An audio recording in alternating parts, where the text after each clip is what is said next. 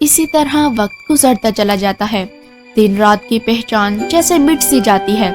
شہزادی کلثوم ہر روز صبح سے شام تک چپ چاپ پنکھے بناتی رہتی ہے۔ اس کے ہاتھوں کی لکیروں میں محنت لکھی ہوتی ہے۔ پنکھے صرف پنکھے نہیں تھے، ان میں اس کا صبر، اس کی امید اور اس کی خاموش دعا بسی ہوتی ہے۔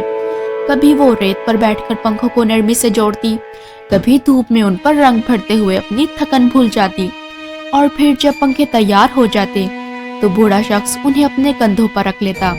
وہ بوڑھا شخص شہزادے ظفر کے محل کے قریب روزانہ صدا لگاتا پھرتا۔ اس کی آواز محل کے بلند دیواروں سے ٹکرا کر دور دور تک پھیل جاتی۔ شہزادہ ظفر جب بھی ان پنکھوں کو دیکھتا، اس کی نظر ٹھہر جاتی۔ ان کے رنگ اس کی آنکھوں کو چھو جاتے، ان کے نقش اس کے دل کو مجبور کر دیتے۔ وہ نہ چاہتے ہوئے بھی انہیں خریدنے پر مجبور ہو جاتا۔ اسی طرح روز روز پنکھے بکتے رہتے، اور وقت کے ساتھ ساتھ شہزادی کلثوم چند سکوں کو سنبھال سنبھال کر جمع کرتی رہتی۔ پھر ایک دن ایسا آتا ہے جب شہزادی کلثوم اپنا خواب مکمل کرتی ہے۔ جنگل کے بیچوں بیچ ایک شاندار محل کھڑا ہو جاتا ہے، ایسا محل جو چاندنی میں چمکتا ہے، جس کے قریب سے جو بھی گزرتا اس کی نظر وہیں ٹھہر جاتی۔ ہر شخص یہ سوچنے پر مجبور ہو جاتا کہ آخر کس امیر انسان نے اتنی فرصت اور شوق سے یہ محل تعمیر کروایا ہوگا۔ محل کی دیواروں پر خاموشی بولتی تھی، اور ہر کونا کسی راز کو سنبھالے ہوئے تھا۔ کچھ دن بعد جب بوڑھا شخص دوبارہ شہزادے ظفر کے محل پہنچا تو اس بار اس کے ہاتھوں میں پنکھے نہیں تھے، اس بار اس کے ہاتھوں میں صرف ایک دعوت نامہ ہوتا ہے۔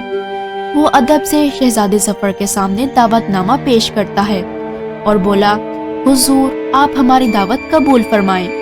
شہزادہ ظفر یہ سن کر ذرا سا غرور میں آ جاتا ہے۔ وہ مسکراتے ہوئے بولا، میں اتنا امیر ہوں، اتنے شاندار محل میں رہتا ہوں، اور تم صرف پنکھے بیچنے والے مجھے دعوت پر بلا رہے ہو۔ اس وقت شہزادے کی آنکھوں میں اپنے محل کی شان و شوکت کا غرور تھا، لیکن بوڑھا آدمی نرمی سے اصرار کرتا رہا، اور ساتھ ہی شہزادے کے دل میں پنکھے بنانے والے کو دیکھنے کا تجسس جاگ اٹھا۔ آخرکار شہزادہ ظفر دعوت نامہ قبول کر لیتا ہے اور بوڑھے شخص کے ساتھ اس کے گھر چلنے پر راضی ہو جاتا ہے۔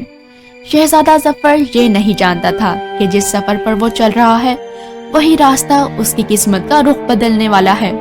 آگے کی کہانی جاننے کے لیے ہمارے چینل کو لائک، شیئر اور سبسکرائب کریں۔